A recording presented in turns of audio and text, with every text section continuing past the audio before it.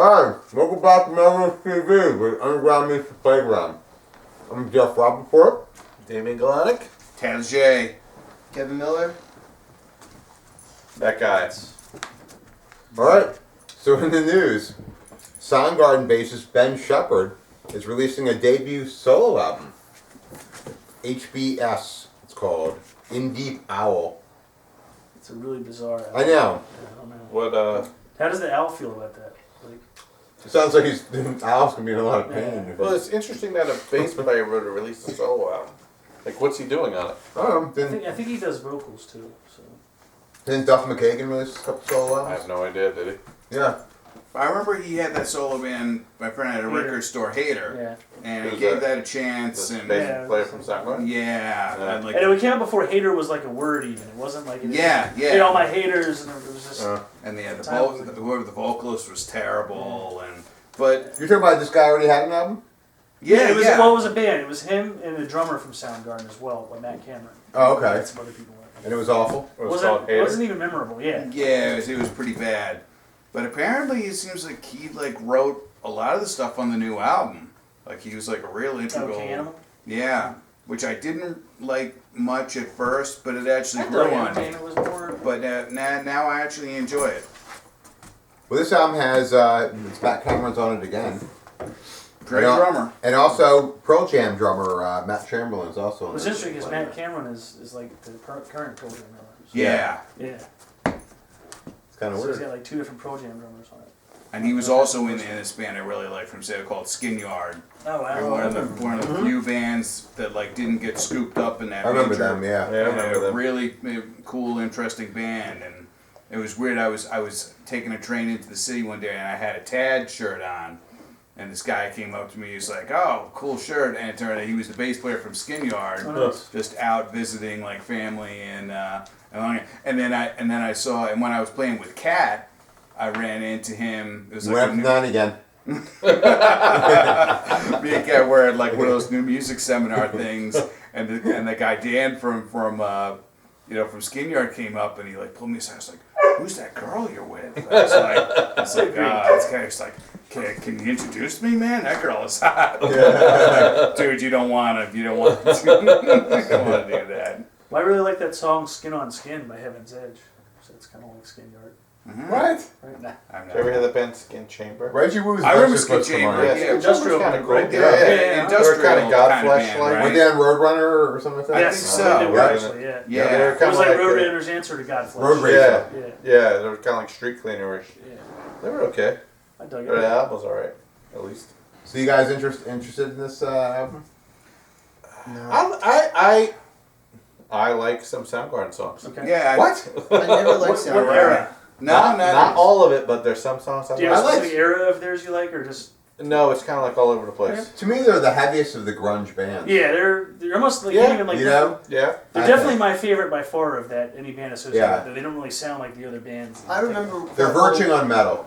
Oh, they're definitely. Yeah. Sort of. Yeah, Bad Yeah. Motorfinger, really. Yeah, Yeah. for me, Louder Than Love and Bad Motorfinger are like the album. Chris Cornell's got a hell of a voice. Yeah. too. I saw them with Voivod and Faith No More. See, I wanted to see that Interesting. tour, man. That was Really? a crazy When was tour. that? That's a That bizarre lineup. was it was the Nothing Face album for Voivod.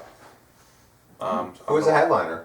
Voivod was the headliner. Yeah. Faith No More opened, then it was Soundgarden, then it was Voivod. Wow, that's crazy. That was a City Garden show, and I remember Faith No More did they did a theme song for Nestle, N-E-S-T-L-E-S. Yeah. They did that, and I remember Chris Cornell climbed on the pipes across the ceiling, and he kicked the whatever you call that, like tile that was on the ceiling. He kicked all that shit in, and then Voivod did Nothing Face, and it was awesome. that's a badass tour. It was crazy. It was so bizarre. It doesn't even seem I right. wanted No. to see that tour so bad. And I saw missed it. Soundgarden Is City open. Garden's a big place? It You never been was. It No. was a Are you big. fucking kidding me? No, I've never been there. Is it? Yeah. It was a decent sized place, yeah. Like how big is it? Like Trocadero size? No, like it wasn't as big as Factory? smaller It than was the smaller Trump. than Trop, but TLA. Smaller. no, it was no, it It wasn't wasn't small. the stage wasn't as wide as No, the it wasn't as wide, Okay. yeah. But everybody everybody played. I saw a lot of I good- can't. Oh, believe yeah. It was been in there. Trenton. Yeah. That's why I was never there. Yeah. Oh my god! Like We're- every we're single Philly, band in the dude. world Yeah. played Yeah. there. One of my first shows, earliest shows, was My- coming to see the Cramps there. Oh yeah. Really? I was in 1990. I was, Man, my first show was City Gardens too. and it was great. It was, I saw the Ramones there, the yeah. Cramps. Sugar, Yeah, I never went. which is- I went to like the Troc and Oh. Tower Theater and the Galaxy and Bonnie Rock. Oh Yeah, yeah, nice. yeah. I remember that place. This is the area that I grew up in, so But yeah, stuff. City Gardens was like Never was a out- never that way. memorable I venue. remember being, I was a DJ at this Camden County College at the time when the grunge scene was emerging. And I went to Camden County too. Yeah, they had a cool radio station back then. And, They did hamburgers there too. Yeah, their chocolate chip cookies were alright. Yeah. I like their cheesesteaks, as a matter of fact. Yeah, their food is pretty good there. You know, they had a after- lot of hot chicks there. Well, after a while, when I started majoring in the cafeteria when I was going to school. I did too. I used to Right. sit there all day long and eat Yeah. and scope out girls. Play video games, buy Def Leppard t-shirts. Figure I how long was- till my dad was Alright. gonna see my report card. But I remember like when all that shit was coming in, like Soundgarden and Nirvana, and I couldn't get into the grunge scene. There was never any Really, bands the that. Soundgarden kind of predated a lot of that. Like, But it was all part of that package, and there wasn't any. If I could think of anything from the I used to grunge love era, packages though. It was a lot of, to me, it was like it was a case of heard it all before, you know. it just didn't interest me. Yeah. But I was still I was real punk. I know. in I my- like Yeah, some. well, that's Some the of it thing, was you know. good. Some of the. I guess the biggest band was Pearl Jam, and I Yeah, like I them. stand them. I like them the least. Out of Yeah, all I those never bands. like Pearl Pearl Jam. Jam and never like Nirvana. I like Nirvana. I admired because, like, outside of their radio songs, there were songs on the album that were Really like heavy shit on that. chaotic. Yeah. Yeah. Like completely chaotic that no one ever heard because they were not radio friendly. Like there's that one weird song like farmer daughter fucking lives on a fucking Farmer daughter lives on a fucking. like that song. convenience store. Farmer daughter lives on a fucking convenience Yeah, it was store. like this really That's long. my favorite It song. was a really long title, and it was just nothing but fucking screaming and All they shit. want are crackers. It was nothing like that, you I know? would And get no off one ever of- heard it because it was not radio friendly. Well, we got in the single. I totally remember us getting in the single for Nevermind, and we and this is prior to the record, so it was like before the album was released. You talking about the song "Smells Like Teen Spirit"? Yeah, I'm sorry. It smells like Okay. Teen Spirit. Right. And I remember we got the single and we played it because it was new and we had to play like new songs and stuff. And I remember me and my friends were like, "Yeah, this is a great song. It's a great pop song." That's how we thought of it. It's Right, a great right. pop song. And then we played it for a couple weeks and then we forgot about it. We moved on to other things. And then eventually the album was released and then we were getting phone calls after phone calls to keep playing that song. And we kept thinking like, why? I mean, like we were done with it already, you know? Like it Yeah. had, to us, Exactly, it was like shit I heard before. It Yeah, was nothing special. it didn't- Like I've been there, done that. Well, to you me, know? it It's sounded like- just like Godzilla by B.O.C. It's almost the same riff.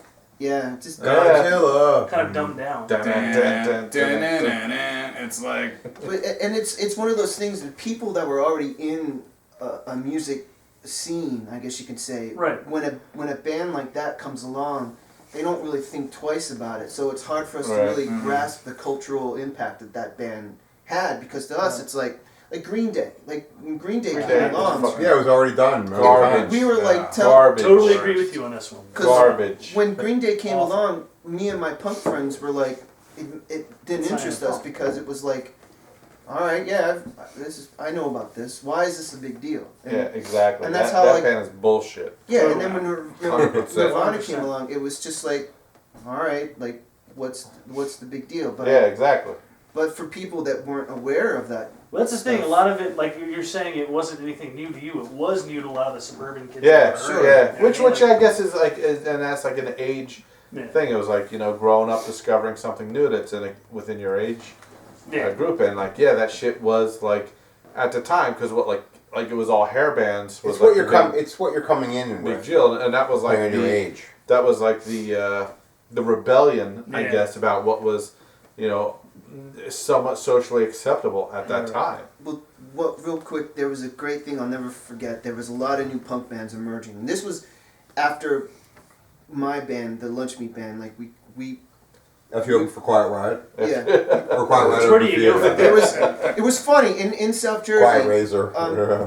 Rage. In South Jersey, there were a bunch of bands that were suddenly coming out because they had heard of us. They were all gay. Yeah. I was gonna make the same joke, but I'm like, nah, Thank you very much. it's bad for even me. The point of the story is I remember talking to this kid who was in one of the new bands from the Pennsauken area, and he was into punk, and I'm like, oh, dude, well, you should listen to Stiff Little Fingers. Yeah, they're awesome. Inflammable Material. I was like, if you love punk, you gotta listen to this album, because to me that's like a quintessential checklist album.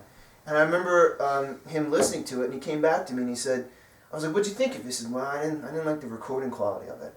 And I'm just like, what the fuck? Like, and that's where I was like, wait, you're missing the point. Like, punk is not about. If you want pristine. well-recorded punk, that's Even like I remember tape trading back in the early '90s, man. Like all these death metal band demos. Like I had so much shit, and I was like, I remember when I got like Immolation's first, not what's their first demo? I don't know. It was their first or second demo, but to me that was like, this is like fucking album quality. You know? yeah, compared to I was like, this is like compared to the shit you used to like getting. Like that was like that was quality, you know. I remember getting those cassettes and they come in the mail and they were all like. They would just break when you put it in the tape player. I accepted it. It sounded like shit, but They like, taped it was over like shit it like was 100 times. Yeah. This is for review. Those demo use were just like so awesome though. Tape trading was awesome. I used to love tape trading. It was so much fun to go out to the mailbox and get all the. Like, I remember when I first started Metal Rules magazine, I used to get so much mail. I mean, I would get like, literally like 50 pieces of mail a day. Like, I'd be opening up, it would be zines and cassettes. And I remember 7 inches, and I was like, it was like so much fun to go to the I mailbox. thought you and wanted like, at least 9.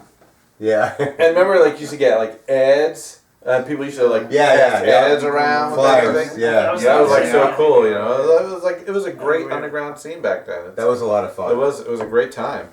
And I guess that's what we have on Soundgarden. Actually. I saw him open for Danzig too. Dio, can you get that? Yeah, please, bro. And City Gardens is making a documentary movie called No Slam Dancing, No Spikes, No Stage Diving. Ah, nice. How long was that one? 30 minutes. Battery's dead.